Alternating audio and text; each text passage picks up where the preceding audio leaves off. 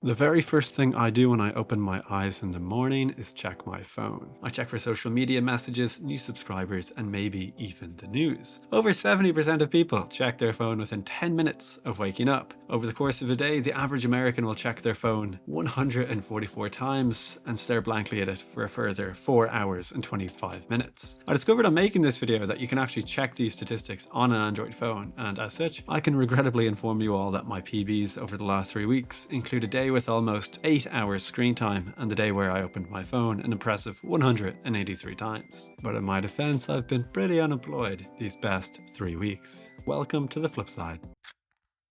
Much like Tom Hanks at the end of the movie Castaway, technology is at a crossroads. On one hand, we have proponents like Meta and Apple who, for better or worse, consider immersive experiences with virtual and augmented realities to be at the forefront of innovation. The power. The facility. Jesus wept! Stop saying Jesus wept. Technology has always been about finding the next big thing. Artificial intelligence, augmented reality, among other alliterative buzzwords, are supposedly that next big thing. The Apple Vision Pro has been making headlines and trending charts worldwide with its eyes on the outside to let people know you're listening approach to VR. But what if the next big thing isn't the immersive experience, but something that can help us ditch the immersion altogether, to remove the addictive, time-consuming, anxiety-inducing elements, and to return to a time where dopamine wasn't always at arm's reach?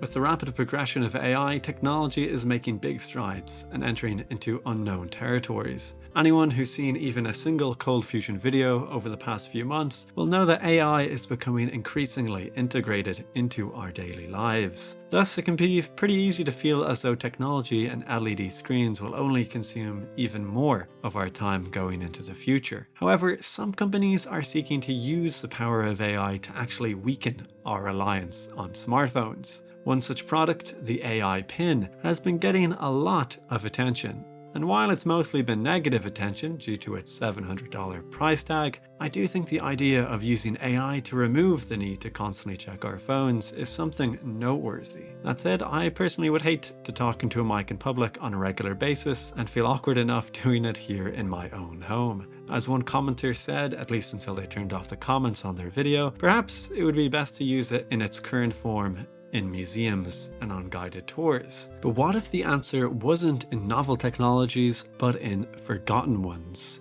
Ones that are currently gathering dust in our parents' bedroom cabinets. I am of course talking about the Dumbphone, or as they were called on their release, the mobile phone. These pieces of early 21st century tech nostalgia couldn't do much other than call, text and play Snake, but hey, they got the job done. And now they're making a pretty big comeback. The Dumbphone is being lauded by many as the best way to detach ourselves from the hold of our current genius phones. This desire to detach has stemmed from a number of issues with current tech trends.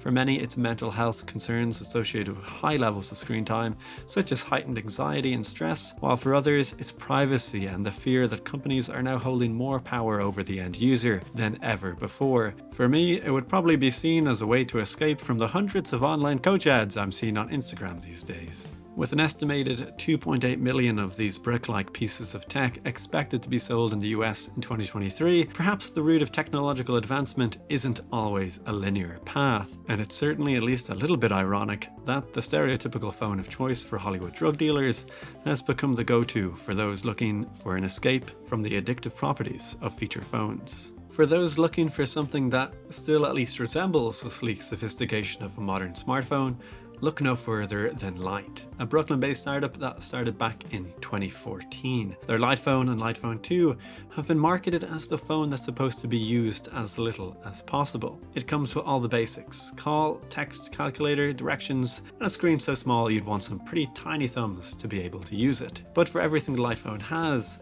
it, and all Dumbphones for that matter, lack the ability to do things which for many may prove a deal breaker. For starters, you'll have to say goodbye to WhatsApp, an app that has come to replace regular SMS messaging and calls altogether. A lack of Spotify and other streaming services would mean a return to buying albums, which may or may not be such a bad thing. That said, the company have said they acknowledge the demand for such things and have said they may include them in future iterations of the Light phone. Would you be tempted to give Dumbphones a try, or are you happy with the smartphone that you're likely watching this very video on? And hey, if you like this video, why not trigger my dopamine response with a subscribe to the channel? And as always, I'll catch you again on the flip side. I want to stay in here forever, and you can't stop me.